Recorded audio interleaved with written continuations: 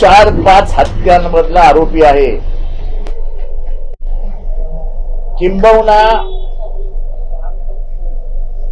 परळीमधलं जे प्रकरण होतं त्याच्यामध्ये त्यांनी त्या माणसाचं नाव विसरलो, म्हणजे जी हत्या झाली होती त्या हत्यामध्ये ज्यांनी गोळ्या मारल्या, तो गोळ्या मारणारच गोट्या किती होता, महादेव मुंडे नाही.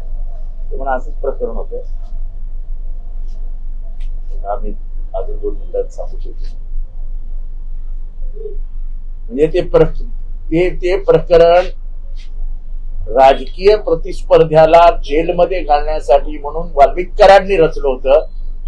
जो मेला त्याला मारलं, त्या गोट्या किती मारणं, त्याला गोळ्या घातल्या आणि नाव दुसऱ्याचं घेतलं.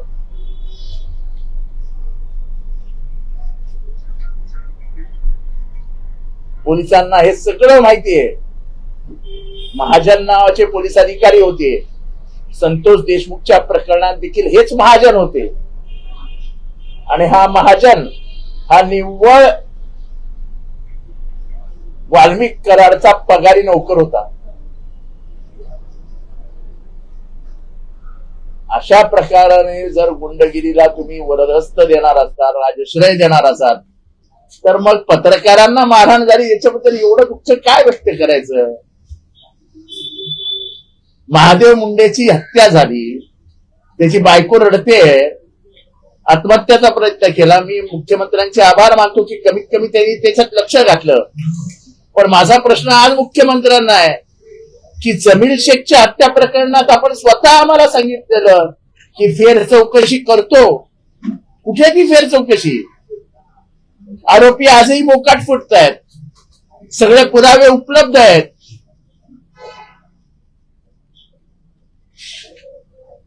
मोठ्या गीते काय नाही तर जमील हत्याकांडातला दुसरा आरोपी काय, सगळे सारखेच आहेत.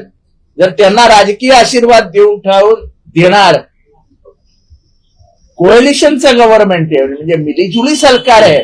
मिलीजुली सरकार मधल्या एका माणसाचा खास माणूस जर आरोपी असेल तर मग त्याला वाचवा. गोट्या गीते हा कोणाच्या पक्षाचा आहे हे वेगळं सांगायला नको.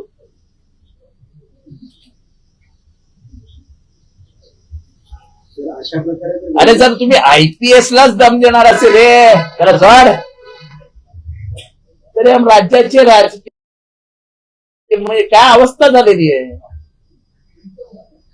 एका आयपीएस ऑफिसरला ह्या महाराष्ट्रात पहिल्यांदा दम दिला गेला ना, हे सड.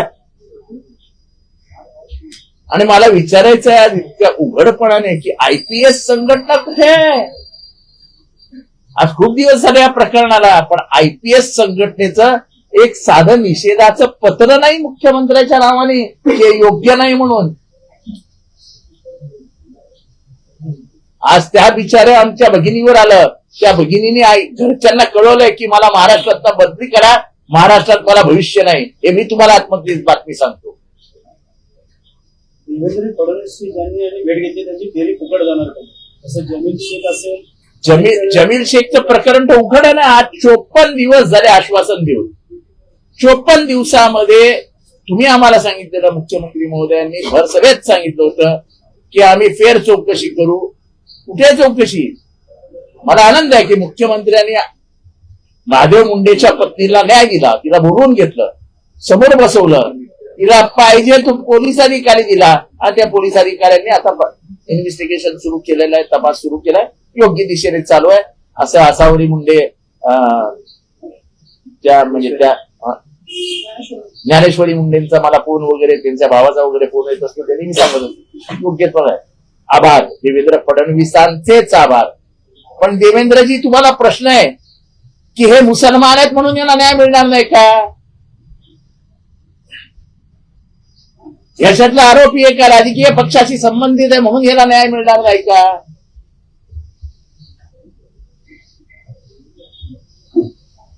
दोन पोरी आहेत, 2 पोरी त्या जमीनला.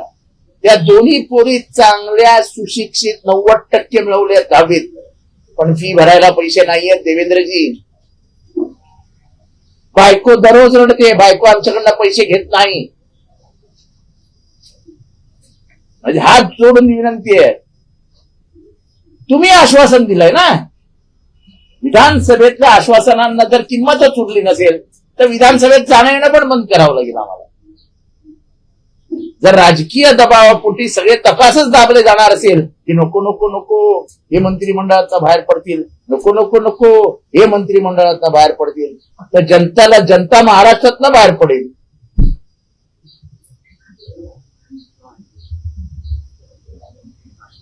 मी अत्यंत महत्वाच्या विषयाकडे वळतोय. मी अभिनंदन करतो एकनाथ शिंदे साहेबांचं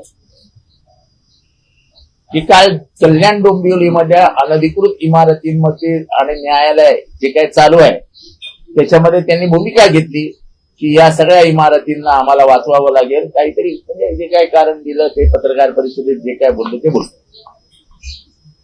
माझं परत त्यांना हात जोडून विनंती आहे. अनाथांचा नाथ म्हणून त्यांची आजकाल महाराष्ट्रात ओळख. मग हे फक्त कल्याण डोंबिवलीपर्यंत मर्यादित राहणार आहे. कळव्याला 52 बिल्डिंगना नोटीस आल्या.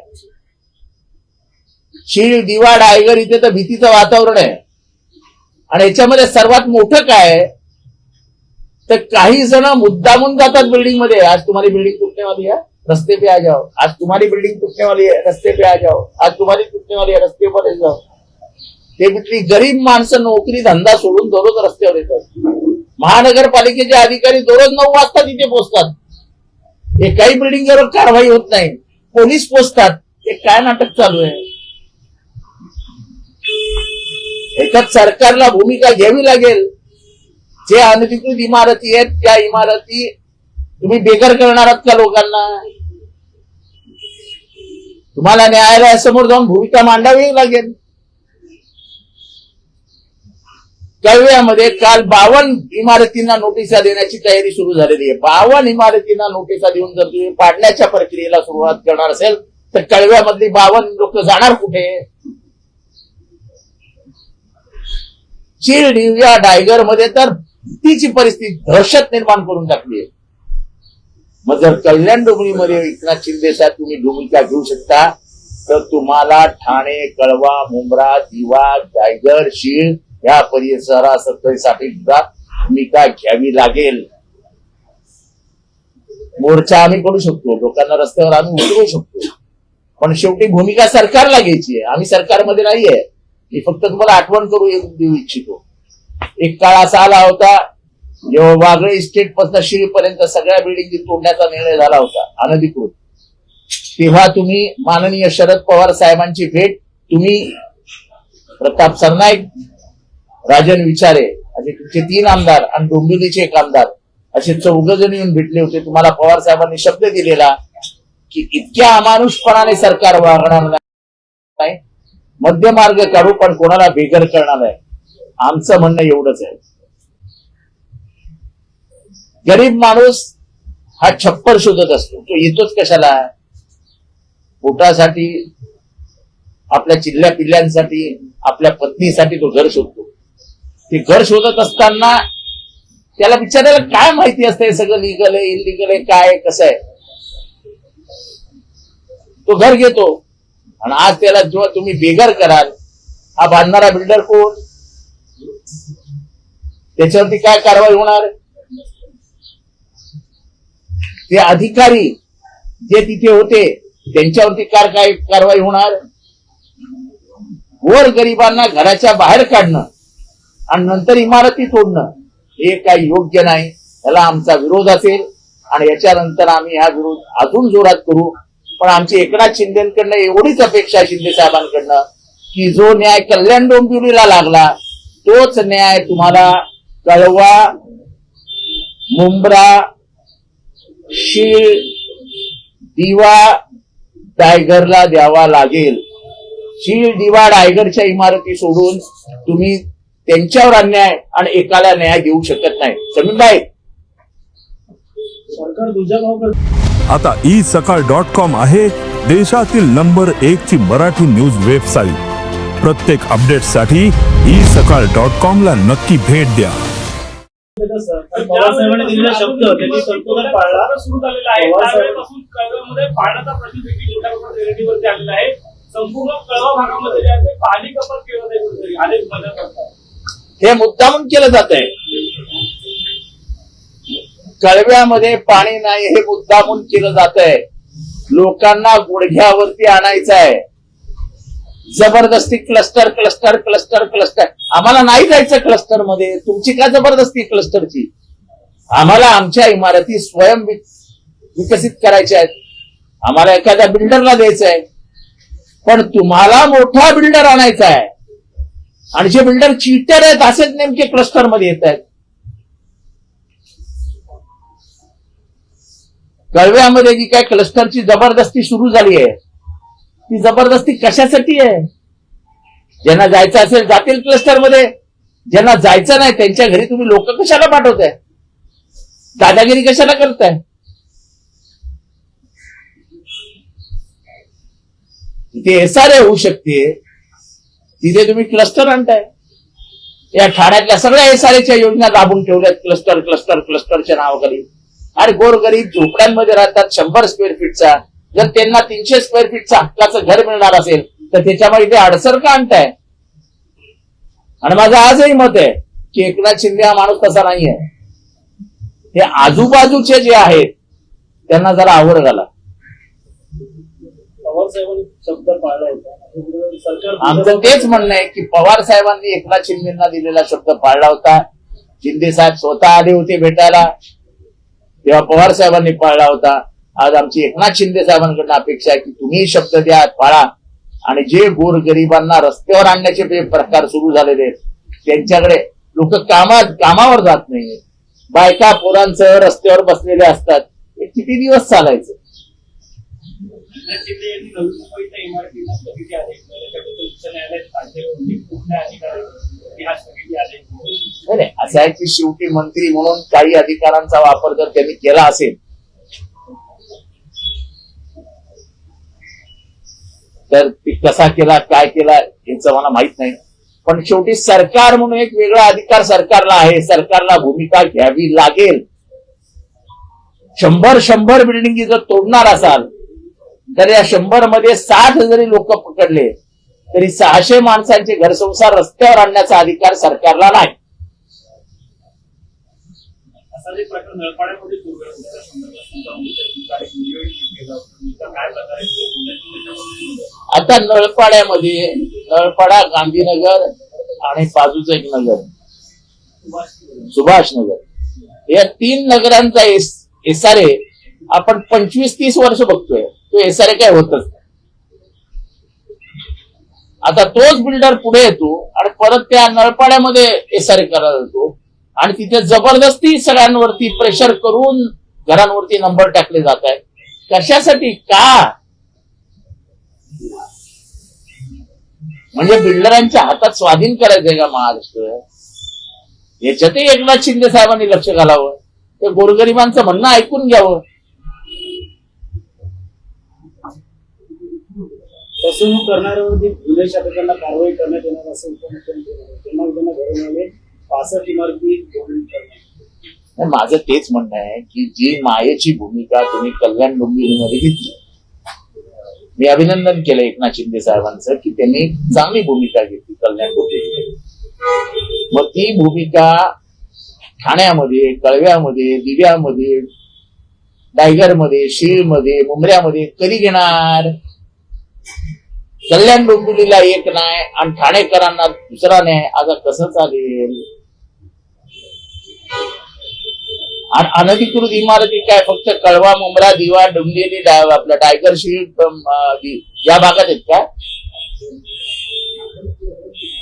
वाघळे इस्टेट, किसन नगर, सावरकर नगर, परेरा नगर तिथे काय सोसायटी उभे आहेत काय? लिगल आहे? तुम्हाला ठाण्यातल्या इलिगल बिल्डिंग बद्दल एक सार्वत्रिक भूमिका घ्यावी लागेल आणि सगळ्यांना एक समान न्याय द्यावा लागेल. याच्यात जाती पाती धर्म आणू नका.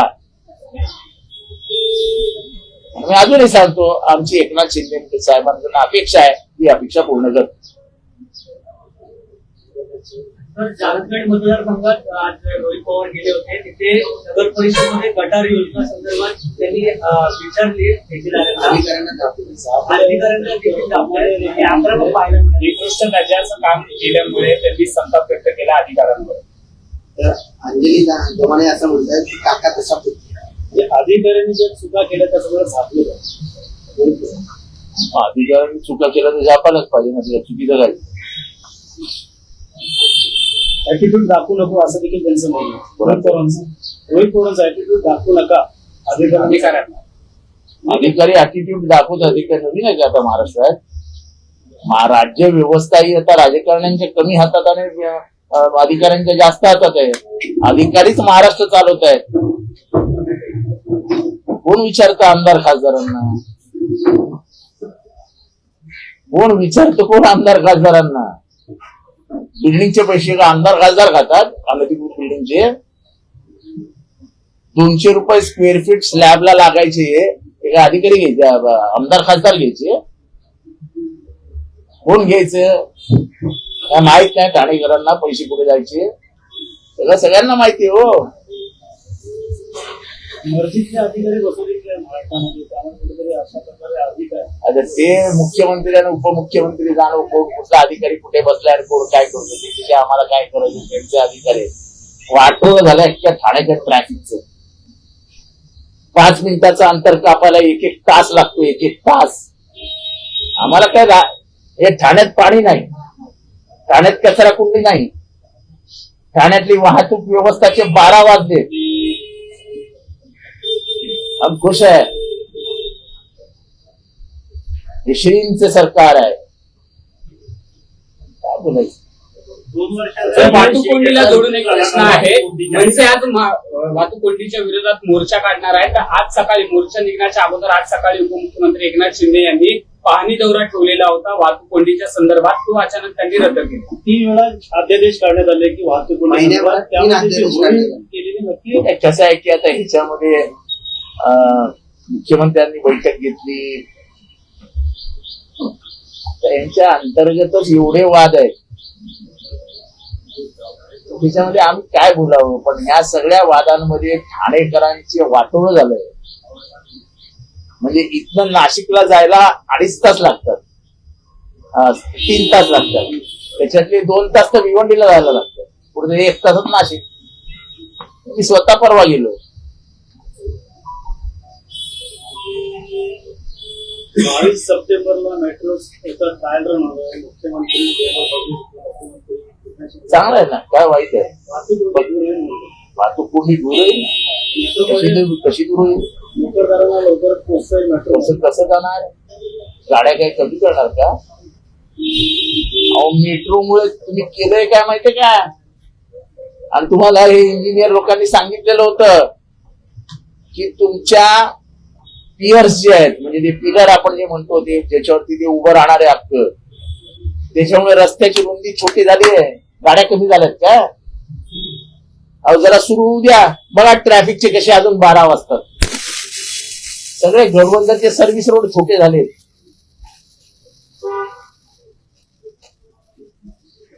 असं नुसतं ही वरवरची जी काय रंगरंगोटी चालू आहे, इलेक्ट्रिक लाली चालू आहे, त्याच्याने शहर सुधारत नाही. मुळात सौंदर्याची हानी करून टाकली ती.